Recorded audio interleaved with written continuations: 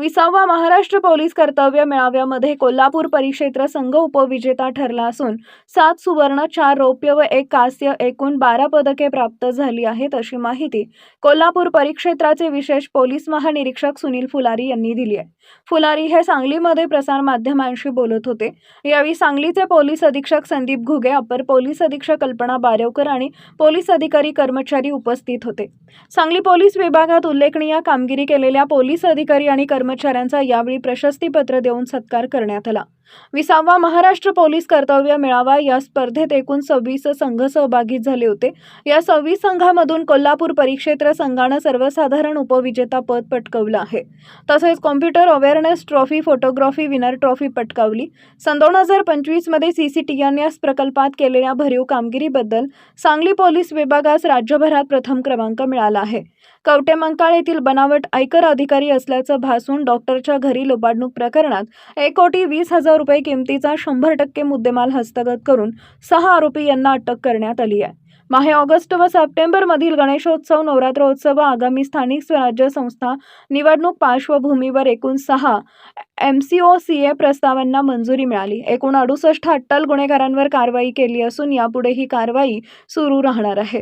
गणेशोत्सव आणि ईद हे सण शांततेत आणि उत्साहात पार पडले. याबाबत पोलीस अधीक्षक संदीप घुगे आणि सांगली जिल्ह्यातील पोलीस अधिकारी कर्मचाऱ्यांचं यावेळी विशेष अभिनंदन करण्यात आले. दिल्ली येथील पोलीस बतावणी करून सोन्याच्या दुकानात केलेली जबरी चोरी व अपहरणाच्या गुन्ह्यातील 2 आरोपींना अटक करून एकूण 1,56,00,000 रुपयांचा मुद्देमाल जप्त करण्यात आलाय.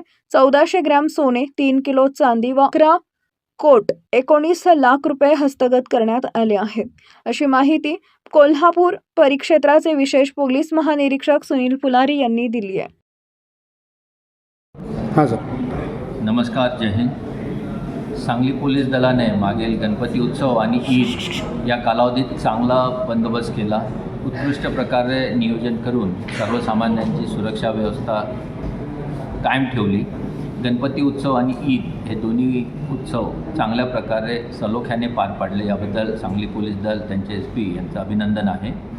आता नवरात्र उत्सव सुरू झालेला आहे. नवरात्रानिमित्त सांगलीकर, सगळे जिल्ह्यातील नागरिक आणि सांगली पोलीस दलास माझ्या हार्दिक शुभेच्छा आहेत. हा नवरात्र उत्सवसुद्धा सगळ्यांना शांतता, समाधान देव आणि एक ऊर्जा देव, त्यामुळे विधायक कार्य सगळ्यांच्या हातून घडतील अशी माझी आशा आहे. सांगली पोलीस दलाने महाराष्ट्र राज्यामध्ये CCTNS या विषयामध्ये प्रथम क्रमांक पटकावलेला आहे. त्याबद्दल महाराष्ट्राच्या पोलीस महासंचालक यांनी त्यांचा ट्रॉफी देऊन गौरव केलेला आहे. याबद्दल मी सांगली पोलीस दलाचे अभिनंदन करतो.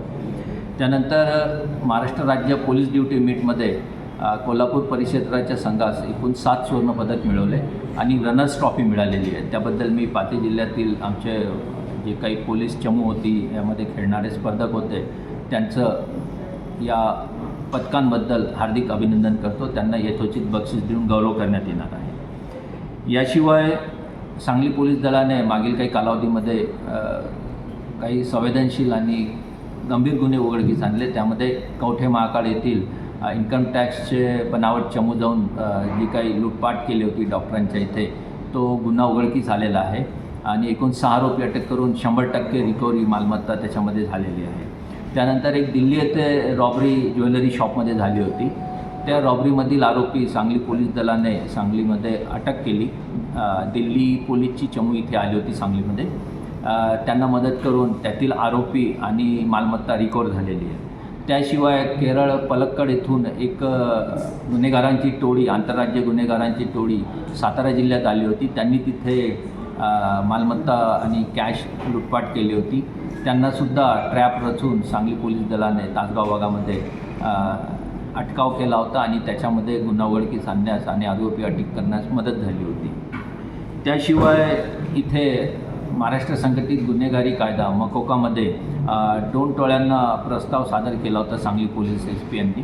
त्या दोन्ही टोळ्यांना आम्ही MCOCच्या तरतुदी लावून कलमाची वाढ करण्यात आलेली आहे आणि या ऑर्गनाइज्ड क्राईम सिंडिकेटला या कठोर कारवाईसाठी अटकाव करून पुढचा तपास सोपवण्यात आलेला आहे. संबंधित SDPO ते तपास करत आहे.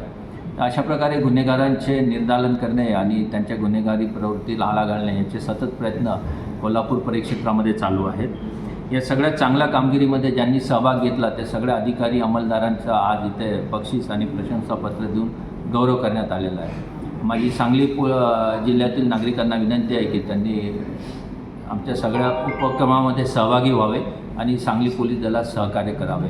पुण्याच्या सर्वांना हार्दिक शुभेच्छा. धन्यवाद. जय हिंद.